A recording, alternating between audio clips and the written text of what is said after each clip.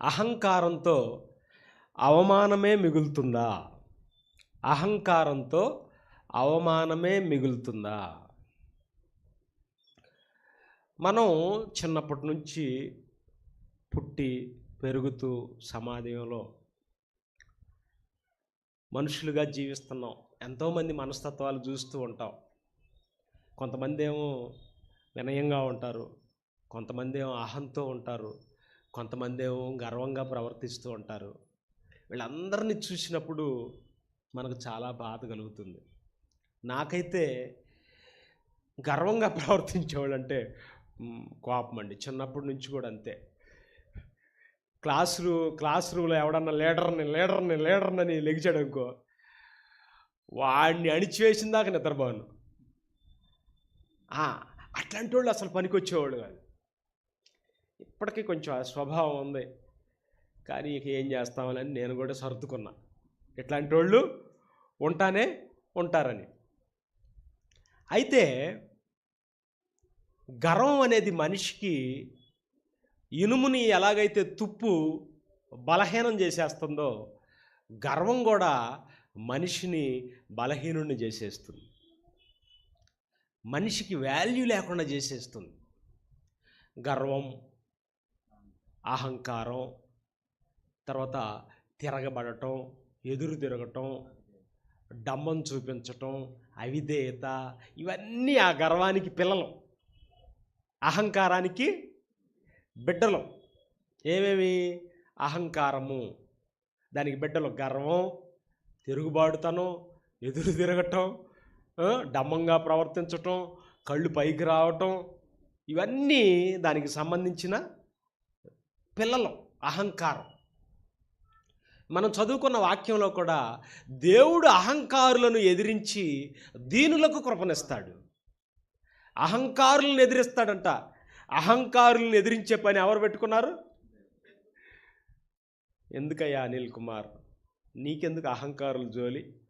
వాడి తుప్పు వదిలేస్తాగా, నీకెందుకు అంటున్నాడు. అందుకనే ప్రియమైన దేవుని వారలారా, నేను పెద్దగా పట్టించుకోవట్లేదు.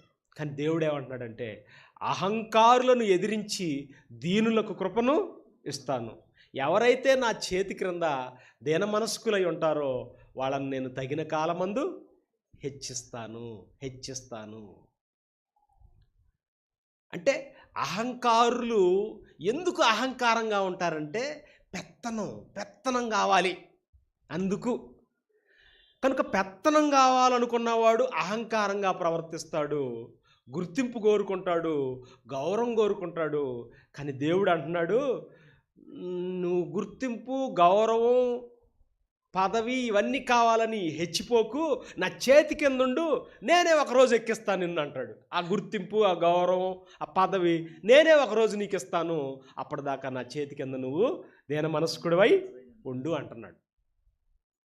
కొన్ని వాక్యాలని మనం చదువుదాం ప్రియమైన దేవుని పిల్లారా.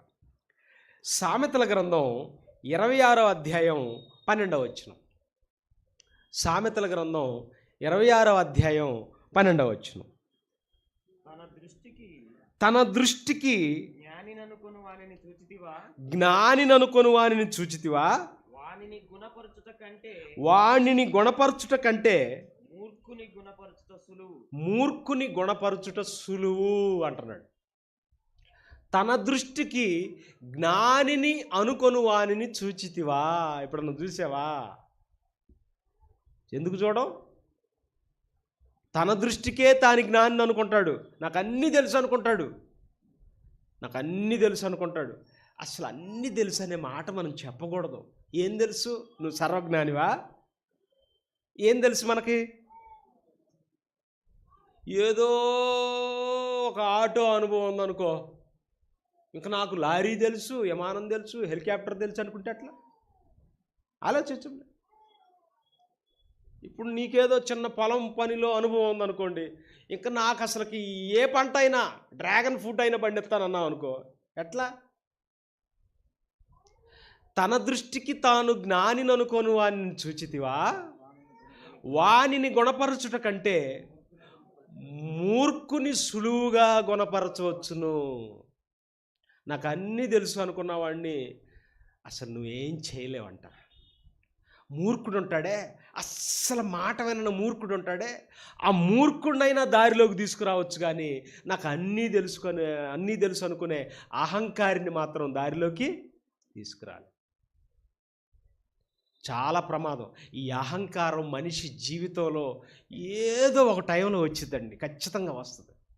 మనం అనుకుంటాం, లేదులేండి నాకు అహంకారం లేదండి, నేను అందరితో లోబడి ఉంటానండి, నేను మంచోడిని అంటే, అమ్మా పసిపిల్లోడి దగ్గర నుంచి రేపు చచ్చిపోతామనగా కూడా ఈ అహంకారం ఖచ్చితంగా మనకు తగిలే జబ్బే ఇది. రేపు చచ్చిపోతామనగా ఈరోజైనా రావచ్చు ఈ జబ్బు, ఈరోజైనా ఈ జబ్బు రావచ్చు. కనుక మన ఆత్మీయ జీవితానికి చాలా అవసరమైనది ఈ అహంకారాన్ని కంట్రోల్ చేసుకునే మెథడ్స్ మనకు తెలియాలి. అహంకారాన్ని కంట్రోల్ చేసుకునేవి. చూడండి ఏమంటున్నాడు, తన దృష్టికి తాను జ్ఞానిని అనుకుని వానిని చూచితివా, వానిని గుణపరచుట కంటే మూర్ఖుని గుణపరచుట సులువు. ఇదే సామెతల గ్రంథం 16వ అధ్యాయం 18 చూడండి, 16:18.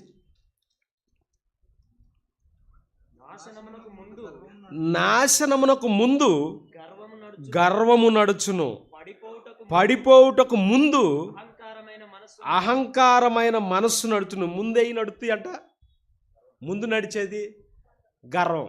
గర్వం ముందు నడిచిన తర్వాత వెనకేం వస్తుంది? నాశనం. గర్వం ముందు వచ్చిన తర్వాత నాశనం వచ్చేస్తుంది. మనం ఈజీగా చెప్పేయచ్చు. ఎవరినైనా మనం చూసినప్పుడు ఫోజులు కొడుతున్నాడు అనుకో, అబ్బో వీడికి నాశనం వచ్చేటట్టు ఉంది అనుకోవాలి. ఇది మనం భవిష్యత్తును చూస్తా, వీడు అయిపోయినట్టే అనుకోవాలన్నమాట. అసలు నువ్వు చెప్పేసేయచ్చు, అందరితో చెప్పేయచ్చు, ఇదేదో నిలబడే కళగా లేదే అని చెప్పేయచ్చు నువ్వు. అంటే అంత భవిష్యత్తు రాయించాడు. నాశనమునకు ముందు గర్వము నడుచుడు, పడిపోవటానికి ముందు అహంకారమైన మనస్సు. పడిపోవడానికి ముందు అహంకారమైన మనస్సులో అహంకారం, నాకు తిరుగులేదు, నేనేదైనా చేయగలను, అసలు నాకు తిరుగులేదు అనే ఆ మనస్సు నడుస్తుందట. తర్వాత పడిపోతాడు. ఒక అబ్బాయి బండి నడుపుతున్నాడు. ఎట్లా నడుపుతున్నాడు? హ్యాండ్లు వదిలిపెట్టేసి ఇది ఇప్పుడు అవసరమా? గాలి మళ్ళీ వచ్చింది, గాలి మళ్ళా జుట్టు అంతా చెదిరిపోద్ది అంటున్నాడు. అంటే ఇంకాసేపట్లో వీడేమైపోతాడు? పడిపోతున్నాడు. పడిపోవుటకు ముందు అహంకారమైన మనస్సు నడుచును. అప్పుడు తీసి మళ్ళీ కళ్ళజోడు పెడుతున్నాడు. మళ్ళా ఎవరు తీయమన్నారు నిన్ను? అప్పుడెవరు తీయమన్నారు? అప్పుడెవరు సవరించమన్నారు? అదేమన్నా అదేమన్నా డ్రెస్సింగ్ టేబులా నువ్వు కూర్చున్న ప్లేసు? చూసారా? పడిపోవుటకు ముందు అహంకారమైన మనస్సు నడుచు. అంటే మీరు ఆలోచించండి, వీడు ఎలాంటోడంటే తన దృష్టికి తానే జ్ఞాని అనుకుంటాడు, అసలు నాకు తెలియంది ఏమీ లేదనుకుంటాడు. ఇదొక మైండ్, అహంకారికి ఉన్న లక్షణం. నాకు అన్నీ తెలుసు అనుకుంటాడు, నాకు తెలియంది మరేది లేదనుకుంటాడు. షుగర్ ఉందరా, కాస్త ఇది తినకుండా ఉండరా అంటే, షుగర్ ఫ్యాక్టరీ ఉంది నా దగ్గర అంటాడు. నిన్నెవడు అడిగాడు? ఏముందంట? షుగర్ ఫ్యాక్టరీయే ఉందంట. ఎందుకు అవన్నీ ఆ మాటలు ఎందుకు నీకు? తగ్గించుకోవా ఫ్యాక్టరీ? ఆ మాటలు చూడండి. ఇక నువ్వేమంటావు? షుగర్ ఫ్యాక్టరీ ఉందని అంత గర్వంగా మాట్లాడుతుంటే నువ్వేమంటావు? ఏం చెబుతావు? అది తినొద్దన్నా, ఇది తినొద్దన్నా అని అంటానికి వీల్లేదు. ఎందుకంటే సర్వంబు తెలిసిన షుగర్ డాక్టర్ లాగా మాట్లాడాడు. అర్థం వీళ్ళకి ఎవరు చెప్పలేరండి, అస్సలు ఉండవు. మాకు తెలిసిన ఒక ఆయనకి కాలు నడిమికి చీలిపోయింది, షుగర్ వచ్చి బూజు పట్టింది, లోపల బూజు పట్టింది కాలు అంతా. వచ్చి డాక్టర్ పాపం అవన్నీ చేస్తుంటే ఆయనకు పాఠాలు చెబుతున్నాడు. అట్లాంటి వాళ్ళకి వైద్యం కూడా చేయబుద్ధి కాదు కదా. వీడు కాలు కుళ్ళిపోతే బాగుండు అనుకుంటాడు. అట్లా చెప్పకూడదండి. ఏదైనా నేర్చుకోవడానికే మనసు ఇవ్వాలి. చూడండి ప్రియులారా, ఇక తర్వాత సామెతల గ్రంథం 15వ అధ్యాయం 25వ వచనం. గర్విష్ఠుల ఇల్లు మరి ఆయన ఇల్లే పీకేయడానికి సిద్ధపడ్డాడు. గర్విష్ఠుల ఇల్లు యెహోవా పెరికివేయును, వెదవరాలి పొలిమేరలను ఆయన స్థాపించును. గర్విష్ఠుడు కట్టుకున్న ఇల్లునేమో లేపేసే ప్లాన్ చేస్తున్నాడంట హైడ్రా. గర్విష్ఠుల ఇల్లు పెరికివేయడానికి ఆయన ప్రయత్నిస్తున్నాడట. వెదవరాలి పొలిమేరలను స్థిరపరుస్తున్నాడట. వెదవరాలంటే ఏమీ లేనిది ఆమెకేమో పొలిమేరలు వేస్తున్నాడట, రాళ్ళు వేస్తున్నాడట, సరిహద్దు రాళ్ళు వేస్తున్నాడట. గర్విష్ఠుడు గుండా ఇల్లు కూడా పీకేసే ప్లాన్ చేసేసాడట. అంటే ఎంత ప్రమాదకరమైన జబ్బో మీరు ఆలోచించండి ఒకసారి. తర్వాత ఇంకా చివరిగా సామెతల గ్రంథం 16:5 వచనం.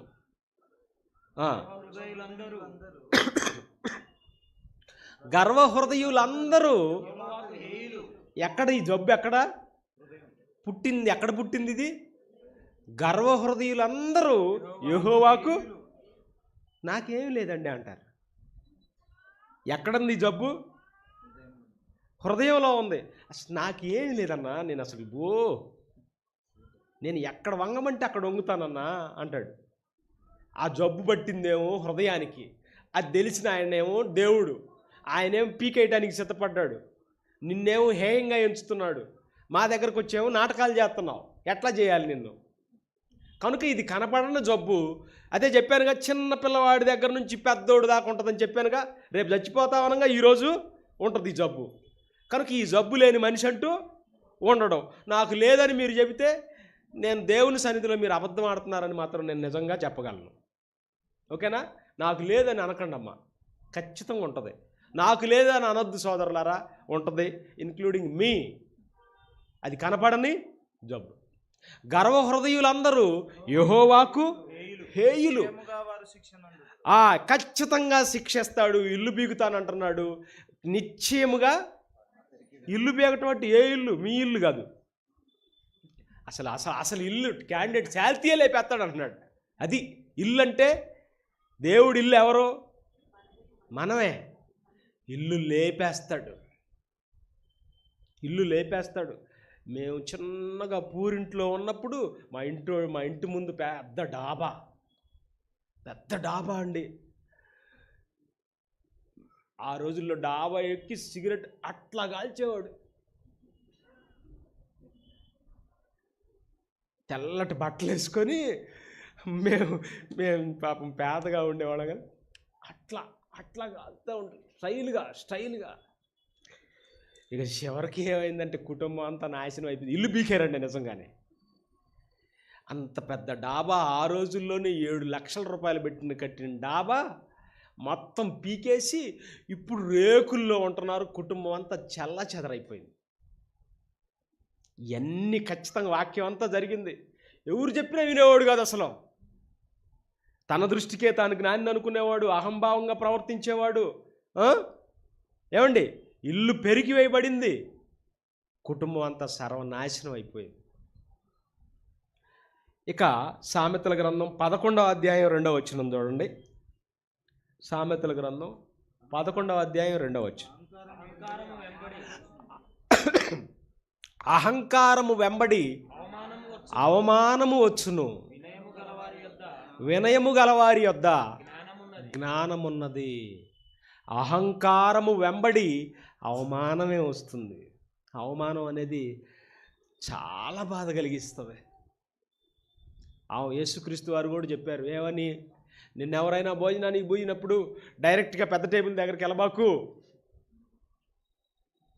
ఆ విందు ప్రధాని వచ్చి నిన్ను నీ ఘనతను తగ్గిస్తాడేమో, కింద పోయి కూర్చోమంటాడేమో, తగ్గి ఉండటం నేర్చుకో అని చెప్పాడు యేసుక్రీస్తు వారు.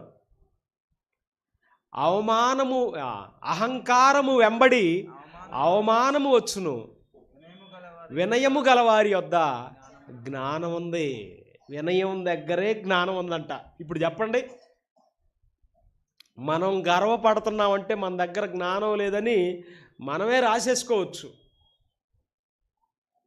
కొంతమంది సంఘంలో వాళ్ళు ఉంటారండి, చాలా ప్రేమ కలిగిన వాళ్ళు ఉంటారండి. అందులో మరి ముఖ్యంగా చెప్పాలనుకుంటే స్త్రీలు అండి, స్త్రీలు. నేను అడిషనల్ డిప్యూటీ డైరెక్టర్ని అయిపోయిన తర్వాత మంగళగిరి ప్రిన్సిపల్గా చేసేవాడిని. అది అది అడిషనల్ వచ్చిన తర్వాత నేను పక్కకి వెళ్ళిపోయాను. ఈ సంఘంతో నాకు అంత ఏమీ లేవు, సంబంధాలు ఏమీ లేవు, అంటే దూరం అయిపోయింది. కానీ కొంతమంది చెల్లెళ్ళు, అన్నయ్య మీరు మీటింగ్కి రావాలన్నయ్య అని పిలిచి, ఆ చెల్లెళ్ళ ప్రేమ ఎలా కనబరచాలో తెలియక బేషన్ తీసుకొని పాదాలు కడుగుతుందండి. నా ప్రాణం పోతుంది. ఏంటి వీళ్ళు ఎంత ప్రేమ పెంచుకున్నారు అని అంటే, ఒకనాడు యేసుక్రీస్తుతో పాటు పరిచర్య చేసిన వాళ్ళు స్త్రీలు, యేసుక్రీస్తుతో పాటు అసలు ఎంత ప్రేమ అంటే వాళ్ళల్లో అంత ప్రేమ అండి స్త్రీలు.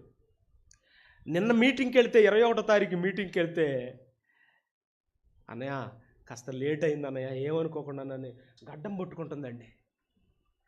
అసలుకి రక్త సంబంధాల్లో ఉంటుందండి ఇంత ప్రేమ.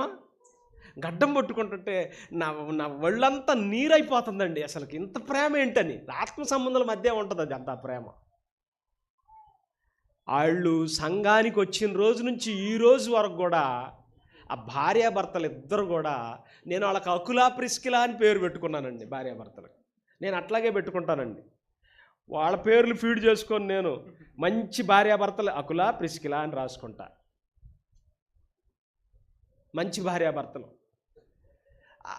ఇప్పటికీ మంచి సేవ జరిగిస్తూ ఉంటారు భార్యాభర్త. అన్నయ్య మీరు చెప్పిన వాక్యాలు బట్టి కదన్నా మేము ఈరోజు దేవుళ్ళో నిలబడుతుంది. ఎన్ని చెప్పేవాళ్ళు అన్నయ్య, మా ప్రవర్తన బాగోనప్పుడు, మేము తప్పుడు నడుస్తున్నప్పుడు మీరిచ్చే బూస్టింగ్ ఉందో చూసారా, మళ్ళా మమ్మల్ని నిలబెడుతుందన్నా. అంత వాక్యాన్ని స్వీకరించేవాళ్ళు ఎవరున్నారు చెప్పండి? వాళ్ళే కనుక అహంకారులు అయితే వాక్యాన్ని స్వీకరిస్తారా చెప్పండి? స్వీకరించరు. వాక్యానికి వచ్చేటప్పుడే ఈరోజు మా ఆత్మీయ తండ్రి గారు, మా ఆత్మీయుడైన అన్నయ్య గారు ఏం చెబుతాడా అన్న ప్రేమతో రావాలి వాక్యం దగ్గరకు. అహంకారము వెంబడి అవమానము వచ్చును, వినయము గలవారి యొద్ద జ్ఞానం ఉంది. సంఘాన్ని కట్టే జ్ఞానం ఉంది, సంఘాన్ని కట్టే జ్ఞానం ఉంది, సంఘాన్ని దగ్గర చేసుకునే జ్ఞానం ఉంది. విజయవాడలో మీటింగ్ పెట్టి పిలిచాడండి, వాళ్ళు పిలిచారండి. వాళ్ళ ఇల్లు చాలా చిన్న ఇల్లు అండి. 400 మంది వచ్చారండి వాళ్ళ మాట వినటానికి. వాళ్ళు చెబితే రావటానికి 400 మంది వచ్చారు. ఎంత ప్రేమ ఉంటే అంతమంది వచ్చారు. ఎక్కడెక్కడ వాళ్ళని అందరినీ సమకూర్చారండి. సమకూర్పు ఉండాలి. వినయము గలవారి యొద్ద జ్ఞానం ఉంది. మీరు ఎంత ప్రేమ చూపిస్తారో చూపించండి. మీ ప్రేమకు లొంగని ఆయుధం అంటూ ఏమీ ఉండకూడదు. అందరినీ సమకూర్చగలగాలి. మన దగ్గర డబ్బులే ఉండాల్సిన పని లేదు, మన ప్రేమ చాలు. మరి ఒక మంచి చరిత్రలో జరిగిన ఒక ఎగ్జాంపుల్ చెప్పేసి ముగిస్తాను. ఈ గర్వం మనిషిని ఎంత పతన స్థితికి తీసుకొస్తుందో, ఎంత అవమానాన్ని మిగులుస్తుందో ఆ మాట చూసుకొని ముగించుకుందాం. దినవృత్తాంతములు 2వ గ్రంథం, దినవృత్తాంతములు 2వ గ్రంథము 26వ అధ్యాయము 1వ వచనం నుంచి చదువుదాం.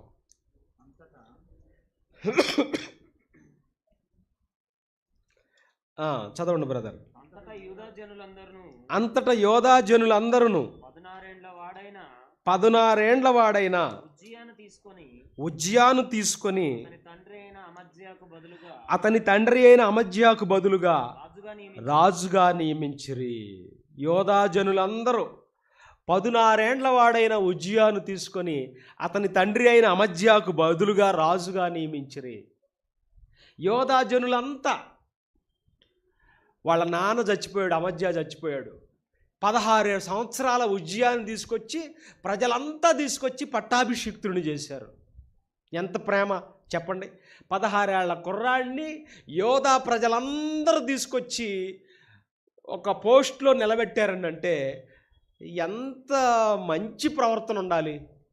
ఉద్యోగం కానీ వాళ్ళ నాన్నకు కానీ అంత మంచి ప్రవర్తన ఉండాలి. అయితే అతని 3వ వచనం, ఉజ్జియా ఏలన ఆరంభించినప్పుడు 16 వాడై యెరూషలేములో 52 సంవత్సరములు ఏలెను. అతని తల్లి యెరూషలేము కాపురస్తురాలు, ఆమె పేరు ఏకల్యా. 52 సంవత్సరాలు పరిపాలించాడంటండి. 16వ ఏట సింహాసనం ఎక్కాడు, 52 ఏళ్ళు పరిపాలించాడు. 52 16 ఎంత? 68 సంవత్సరాలు. 68 సంవత్సరాలు అంటే వృద్ధుడా కాదా? వృద్ధుడే. తల్లి ఎవరు? ఏకల్యా. ఆమె యెరూషలేము కాపురస్తురాలు. యెరూషలేము కాపురస్తురాలంటే చిన్నప్పటి నుంచి భయభక్తులతో పెంచిన తల్లి ఆమె ఏకల్యా. ఎవరిని? ఉజ్జియాని. యోధా జనులందరి వల్ల మంచి పేరుంది. తల్లి భక్తి పరురాలు. 16 ఏళ్లకే పట్టాభిషిక్తుడయ్యాడు. 52 సంవత్సరాలు పరిపాలించాడు. అబ్బా, ఎంత బాగుందండి అతని హిస్టరీ. చాలా బాగుంది హిస్టరీ. పోనీ ఏమైనా ఇంకా ఏమైనా తక్కువ చేశాడా రాజ్యానికంటే? రాజ్యానికి చేయాల్సిన పనులన్నీ చేశాడు. చూడండి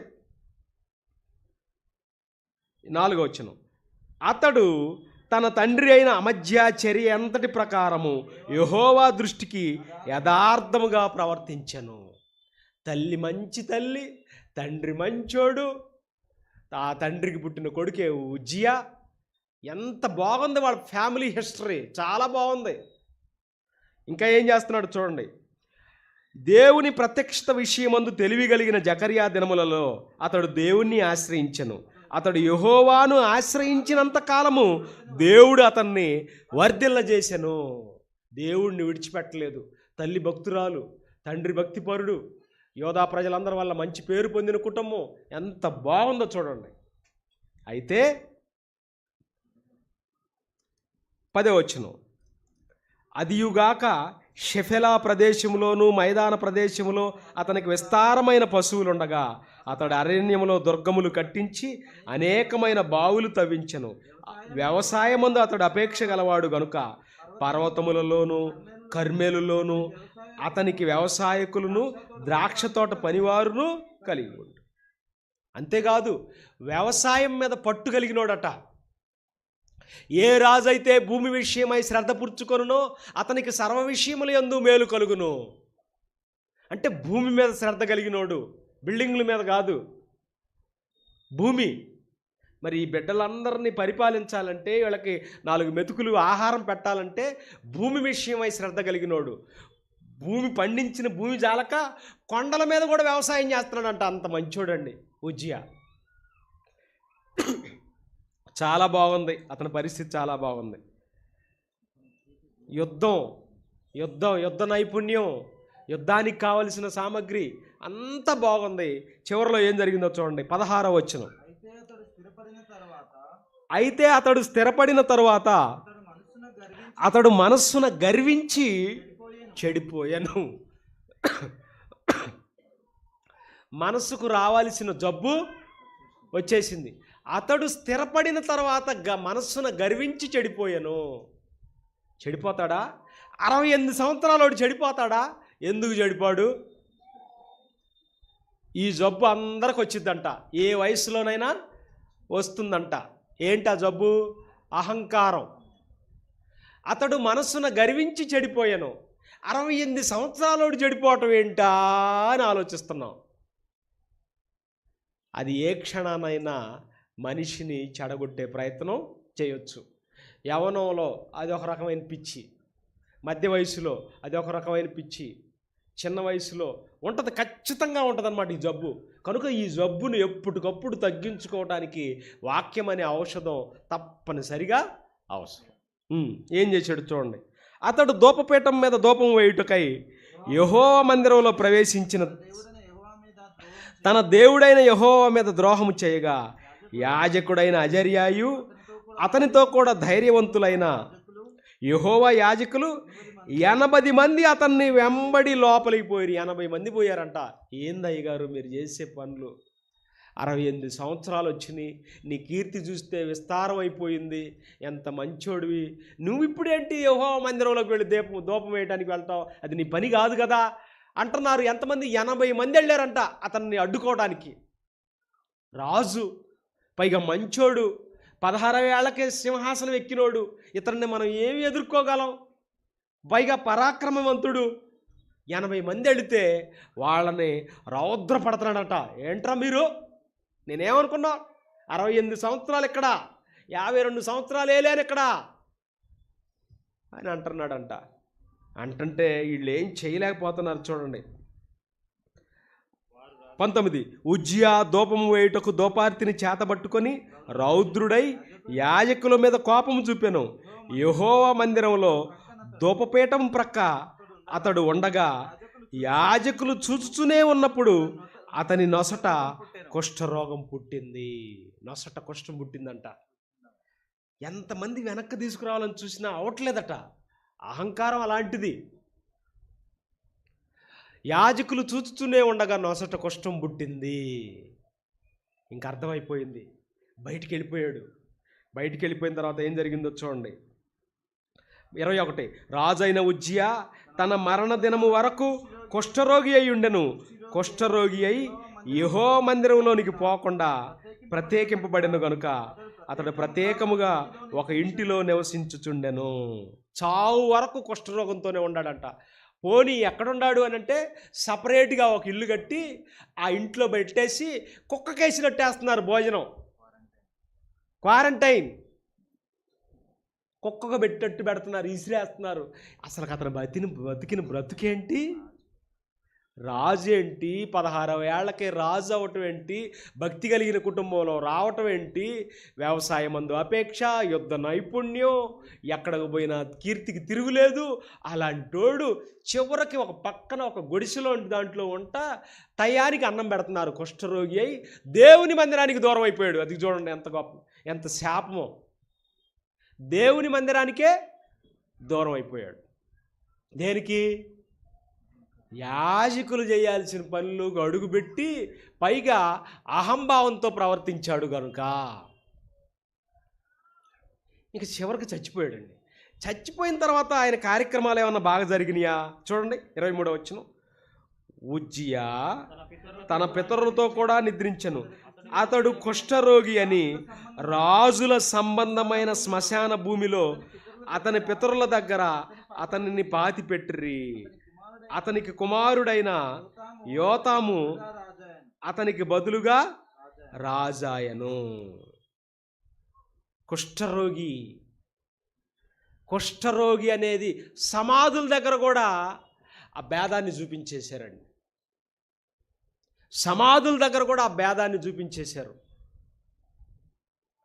చివరికి ఒక ప్రత్యేకమైన ఇంట్లో పడేసి ఏదో టయానికి ఒక కుక్కకు పెట్టినట్టుగా భోజనం పెట్టేశారు. చూడండి ఈ పరిస్థితి అంతా ఎలా జరిగిందో తెలుసా? అహంభావం, అహంకారం. నేను రాజుని, ఎంత పేరు ప్రఖ్యాతులు పొందినోడిని, ఈ మందిర సంబంధమైన పని నేను చేయకూడదా? నేను చేస్తే ఎవరైనా ఆపుతారా? నేను చేస్తే ఎవరైనా కాదంటారా అనే ఆ చిన్నపాటి ఆలోచన అతని జీవితాన్ని సర్వనాశనం చేసింది. అందుకనే అహంకారము అవమానమే మిగులుతుంది. అహంకారంతో, వినయంతో విజయమే. దావీదు గారిని బెస్ట్ ఎగ్జాంపుల్గా చెప్పుకోవచ్చు. ఏమంటున్నాడు తెలుసా? సౌలు గారి దగ్గరికి వెళ్ళి, నేనెవరినయ్యా నీ దృష్టికి? మిన్నల్లిని. మిన్నల్లి అంటే పేను జాతికి చెందినది. పేను జాతికి. పేర్లు ఏం చేస్తారు మీరు? 2 టప్ అయిపోద్ది. కొంతమందికి దొరకదేవరని అక్కడే వేసేస్తారు. అంటే పేను జాతికి సంబంధించింది మిన్నల్లి. ఏమండి ఆలోచించండి. మొన్న మా ఆవిడ ఏమండి ఇక్కడ పేను ఉంది చూడండి, అది చూసే లోపల పోయింది. ఎంత జాగ్రత్తగా పట్టుకుందామని చూస్తే నా వల్ల కాలేదండి. అలాగే పేను అంటే కుక్కితే అయిపోద్ది.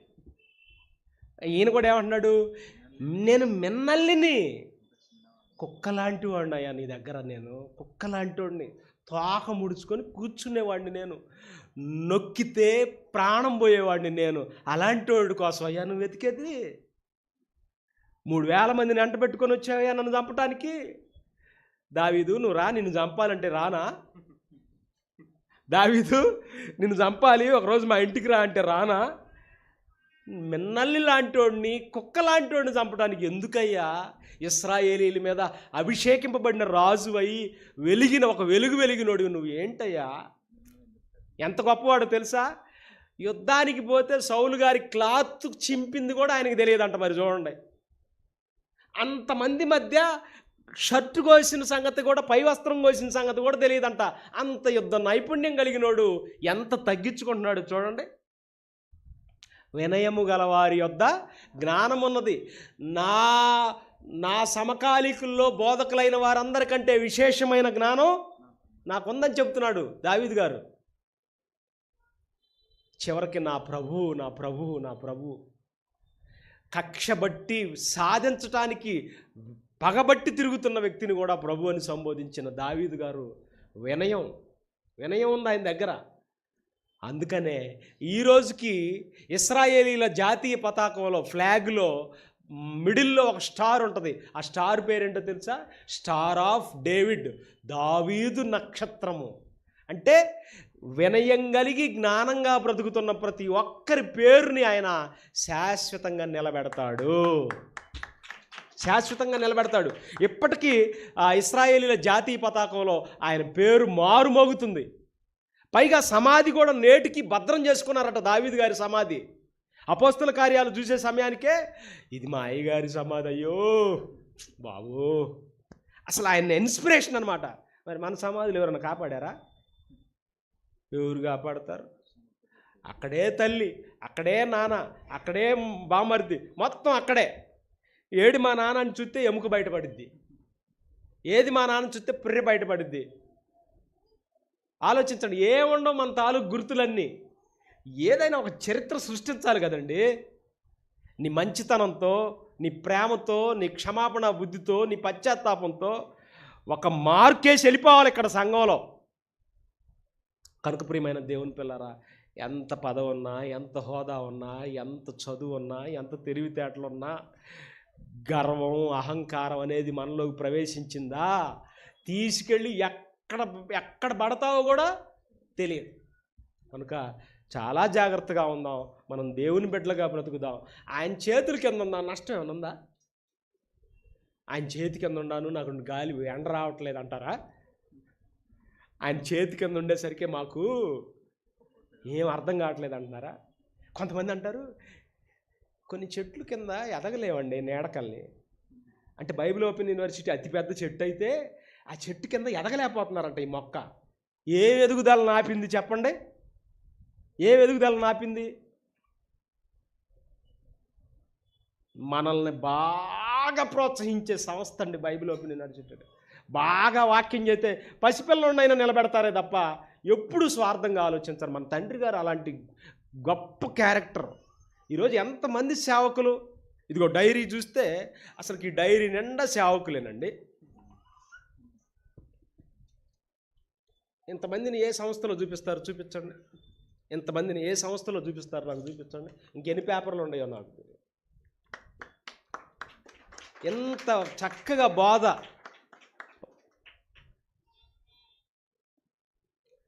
కాకపోతే ఏంటంటే మేము అతిగా ప్రేమిస్తాం కనుక వీళ్ళందరికీ లోకు అయిపోయాం.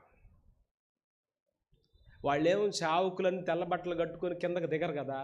మేమేమో అయిపోగానే తమ్ముడు, అన్నా ఎలా ఉన్నావు అన్నా, ఎట్లా జరుగుతుందన్న కుటుంబం, అక్క ఎలా ఉన్నావు అక్క అంటాంగా. అక్క అనకూడదు, ఏమో అనాలి. అప్పుడు పెద్ద సేవకుడి కింద లేక. ఇదంతా కుటుంబం, ఇదంతా ఆత్మబంధం. అందుకనే ఈ ప్రేమ ముందు ఏ ప్రేమ అయినా ఓడిపోవాల్సిందే. ఈ ప్రేమ ముందు ఏ ప్రేమ అయినా ఓడిపోవాల్సిందే. అందుకనే మనం ఒక పటిష్టమైన సంఘం. వాక్యాన్ని బాగా తెలుసుకోండి, ఈ భావాలన్నిటినీ ఎక్కించుకోండి, వినయాన్ని కలిగి ఉండండి. జ్ఞానం మన సొంతం అవుతుంది, లోకమే మన పాదాక్రాంతం అవుతుంది. సాత్వికులు ధన్యులు, వారు భూలోకమును స్వతంత్రం. ప్రియమైన నా సోదర సోదరి మనుషులకు నేను చెబుతున్నాను, మీరు ప్రమాదంలో ఇరుక్కోవద్దు, మీరు ఎవరి బారిన పడొద్దు, అపవాది కుయుక్తులకు లొంగొద్దు, కుట్రల్లో పాలిభాగస్తులు అవ్వద్దు. ప్రేమ చూపిద్దాం, మంచిగా బ్రతుకుదాం. చాలా బాగుందాం. ఈ సంఘం యొక్క విలువేంటో మనం తెలియజేద్దాం. మీరు లోకానికి వెలుగై ఉన్నారని ఆయన మాట్లాడితే నేనెక్కడ వెలుగునయ్యా, నా నా దీపం ఆరిపోబోతుందయ్యా అనే స్థితి మనకొద్దు. వెలుగు మనం, హై వోల్టేజ్ మహా వెలుగు, మనం పెద్ద వెలుగు. కనుక ఈ భావాలన్నీ మీరు సంతరించుకుంటారని తెలియజేస్తూ ముగిస్తున్నాను. ప్రార్థన చేసుకుందాం. ప్రేమ కలిగిన మా తండ్రి, మీకు వందనాలు నాయన.